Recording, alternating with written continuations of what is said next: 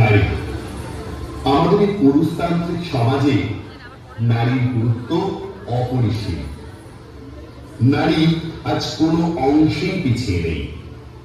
এই নারীকেই প্রতিদিন হতে হয় অবহেলিত, শুধু ধর্ষকের কাছে নয়, সমাজের কাছেও আজ তারা ধর্ষিতা। সবাই চায় নারী হবে রূপে লক্ষ্মী, গুণে সরস্বতী। দুর্গা, কালী কেউ চায় না, তারা যে প্রতিবাদ। নারীকে তার প্রাপ্য সম্মানটুকু দিলে কি হয় বা ক্ষতি? নারীরা জলে, নারীরা স্থলে, নারী তো বিশ্বজয়ী। আবার নারী কখনো অসুর দলনী দেবী ভয়ঙ্করী। এক নারী অনেক রূপে পূজিত হয়, অনেক নারী। আবার সেই নারীকেই পয়সার লোভে বিক্রি হতে হয় চড়া দামে। নারী সত্তা বজায় রাখতে মনুষ্যত্ব চায়।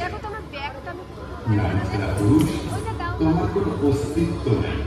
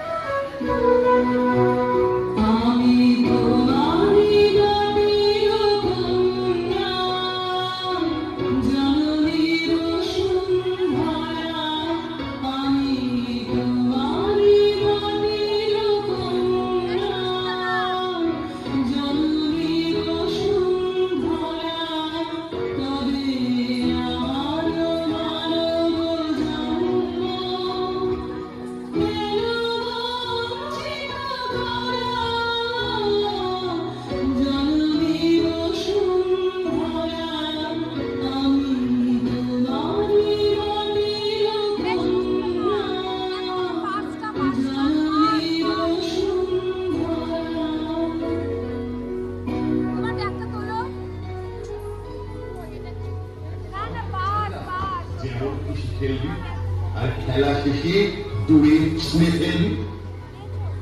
আমি নারী, আদিমতম সৃষ্টি। আমি মা, অন্তর সৃষ্টি। আমি বোন, রাখি বন্ধনে। আমি স্ত্রী, স্বয়নে সকলে।